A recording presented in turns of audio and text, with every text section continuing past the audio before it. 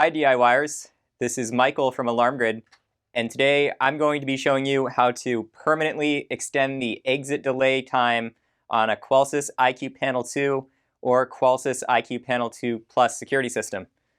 Now the exit delay, it's a countdown for when you arm your system away to make sure that you and everyone else in the building leaves, so that way you do not set off an alarm by mistake. It's an important false alarm prevention tool because if you have someone moving around the building, then they're prone to setting off an interior sensor.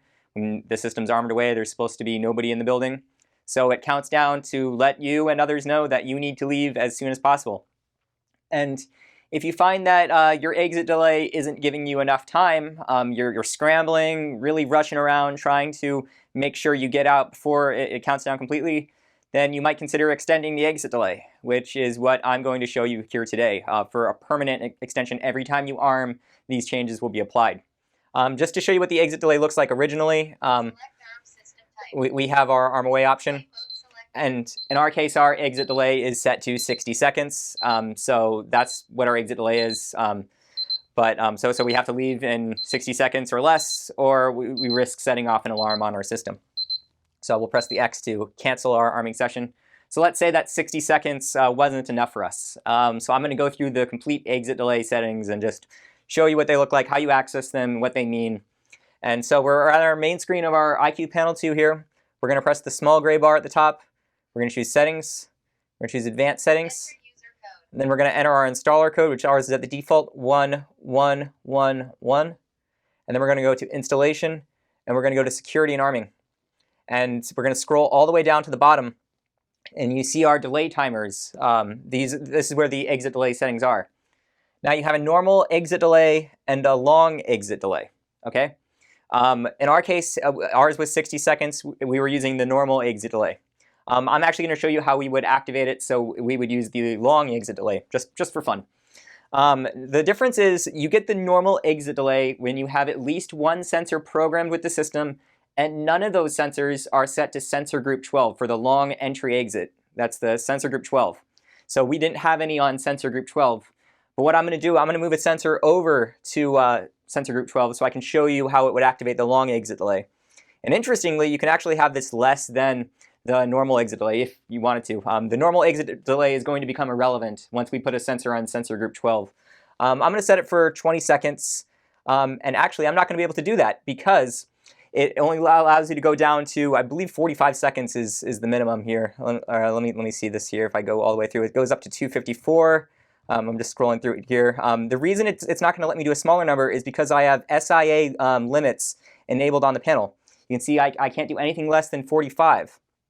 Okay, that's for false alarm prevention. The Security Industry Association puts in those mandates to prevent false alarms. But let's say I wanted to override that. Okay. Say I wanted to make it 20 seconds. So what I could do, I could back out and I could go to installer settings right there. I didn't mean to press the count number there. But if I scroll down a little bit, you'll see I get SIA limits under general. Remember, this is in installer settings. And so we're going to disable that right there. We're going to uncheck the box. And now the system is not conforming to SIA regulations.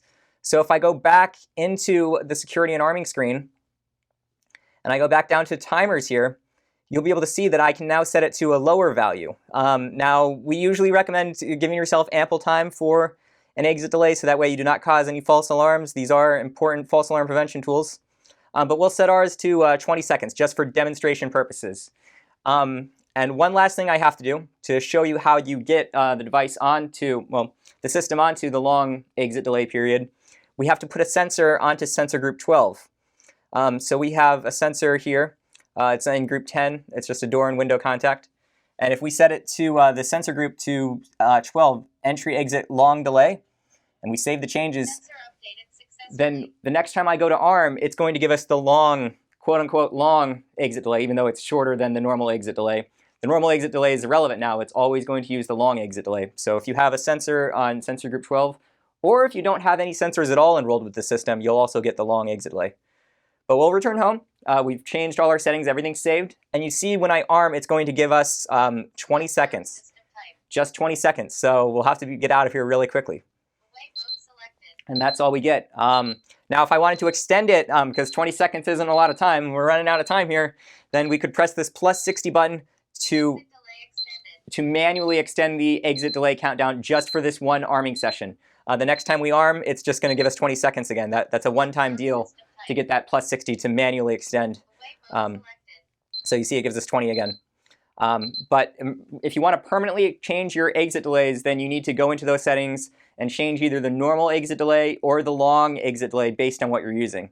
At first we were using the normal, and then we showed you how you would get the long exit delay. And changing those in programming, that will permanently change your exit delay so that every time you go to arm your system, you'll have enough time to get out, make sure your family gets out, or your coworkers when you go to arm away, so that way you don't cause any false alarms on your system. We take false alarms very seriously. We do want to prevent them. We don't want to waste the resources of local authorities. So always make sure you set your exit delays correctly.